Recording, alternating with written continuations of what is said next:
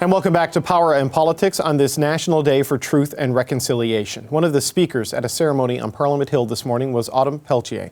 She made headlines when she was just 12 years old for facing the Prime Minister and advocating for access to clean water. Since then, she's spoken at the United Nations and become a global water ambassador. There are days I feel like giving up because I feel like my efforts are overlooked or not heard. I meet global activists supported by so many, yet here I am, a broken record, an Indigenous broken record. I never planned to spend my life doing this, but I am committed and I want our people to have access to clean water.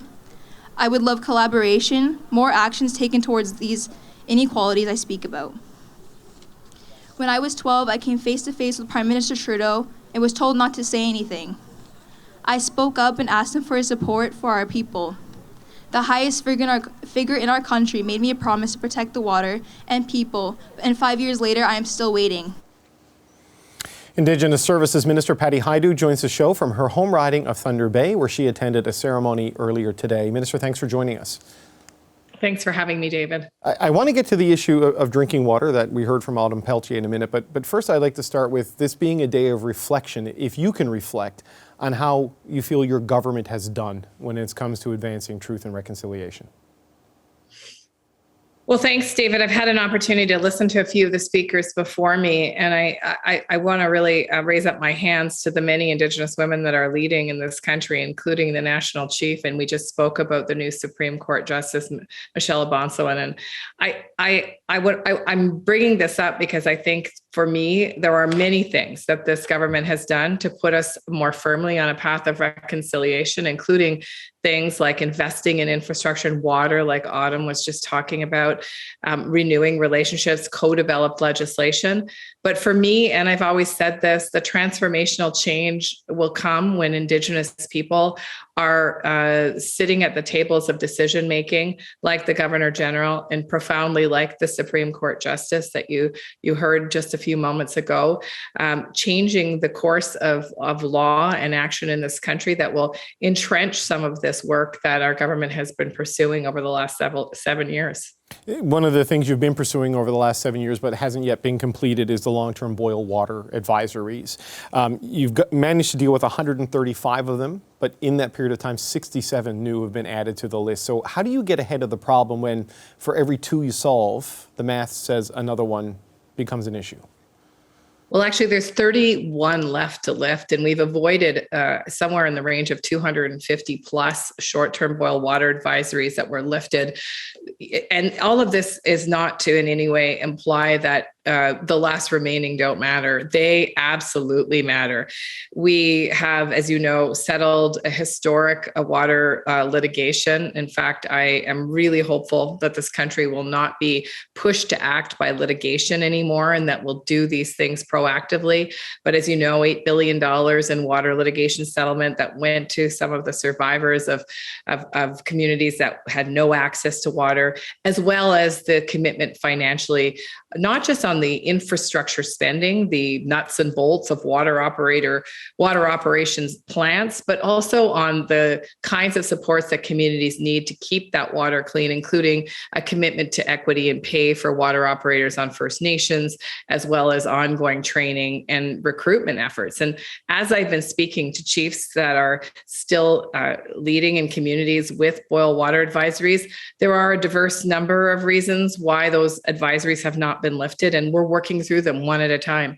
As a matter of fact, Niskandiga, who, as you know, has one of the longest boil water advisory in this country, I have been meeting with them monthly so that I understand what kinds of supports I need to continue to fight for and push with the community to achieve in order to give the community the confidence that that clean water will be there for this generation and the next. I appreciate the complexity of it, but I wonder if, I remember the big promise of we will end it by this date, and there is no sort of firm existing deadline anymore. It's more we're going to do it as quickly as we can. I mean, is it possible to get a commitment to a firm deadline? Is this something that your government would do and say we will deal with the remainder by this point in time?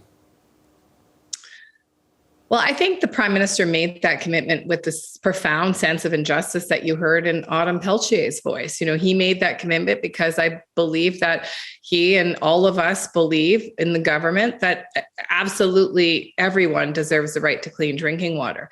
I think the challenge with setting another date is that despite having the inputs that we need, for example, we have a commitment on the financial resources to ensure that there are water plants in all communities, despite the fact that we've committed to, and we are paying water operators equitably so that there isn't that kind of brain drain that we saw before. And despite the fact that some communities don't have trained operators and we're supporting the recruitment and training of those operators, the reality is that the lifts at the end of the day are done when a community decides that the water is safe for consumption. And so the government actually doesn't have the final key to lift that water advisory. And so this is done in respect of and with First Nations communities. There are some communities, for example, that have programs running called Trust the Taps, programs that help communities that haven't had clean drinking water for a very long time actually trust the water coming out of the tap.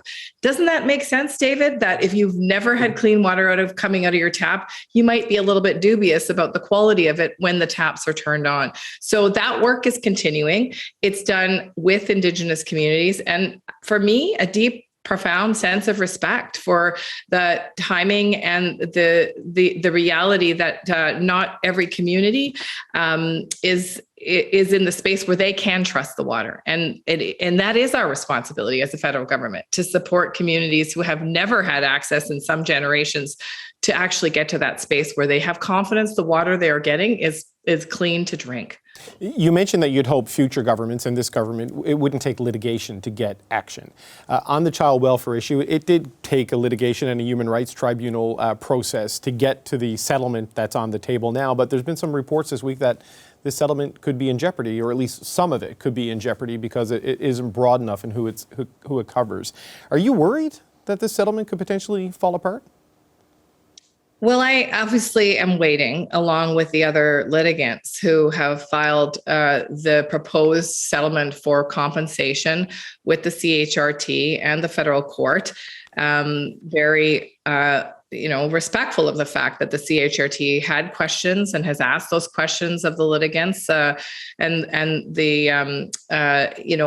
the parties, I should say. AFN, as you know, is one of the parties, and those questions need to be answered for the court to assure itself that the proposed settlement on compensation is indeed fair. And so we'll wait for the CHRT's decision. Look, I've always said that compensation needs to be fair, it needs to be equitable, and it needs to be Indigenous led. And that is the proposal before the CHRT. The compensation was designed by the Indigenous parties. Obviously, Canada had a lot of input, and we remain committed to getting this piece of the agreement done and really continuing that hard work on the transformation of the child welfare system that is part two of the settlement. I just spoke with National Chief Roseanne Archibald from the Assembly of First Nations. And I don't know if you heard this part, Minister, but she said, the country can't really get to truth until we acknowledge that what happened in the residential school system was a genocide, and just consider that as the baseline definition for what happened. Do you agree with that assessment, that it was a genocide and Canada should formally acknowledge it as such?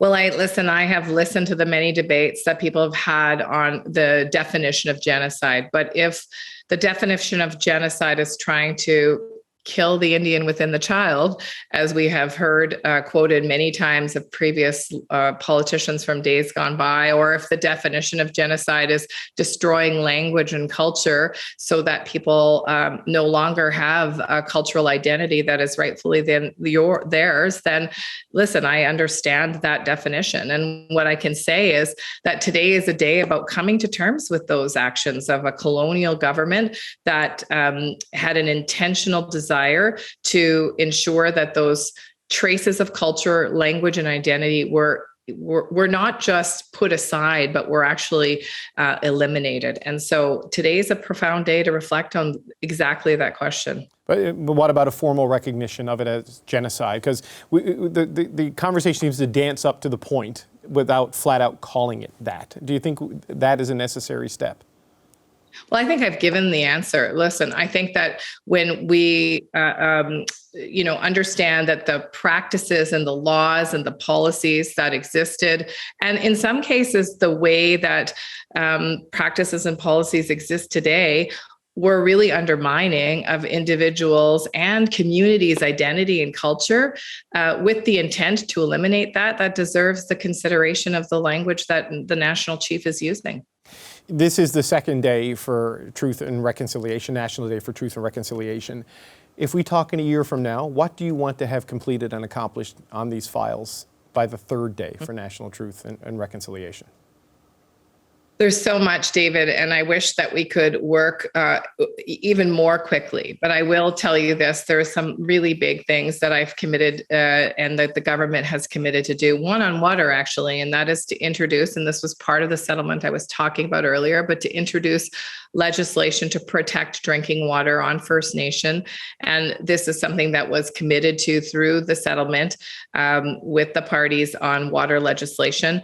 And I'm really hoping that we're going to table that before the end of this particular session, by the end of December. And so that's something that's very, very motivating for me, especially as I reflect on the many speakers today that talked about the connection of water and life, and that the importance of water as really the foundation of life.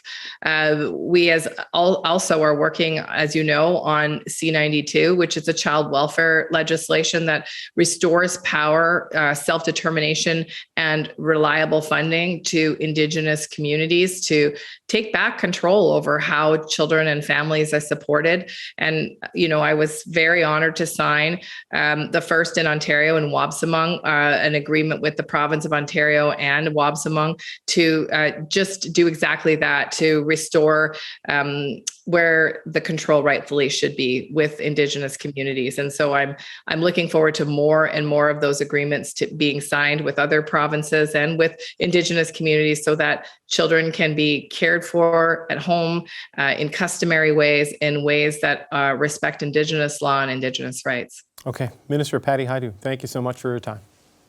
Thank you very much, David. Hi, I'm Vashi Capellos, host of Power in Politics. See more of our show by subscribing to the CBC News channel or click the link for another video.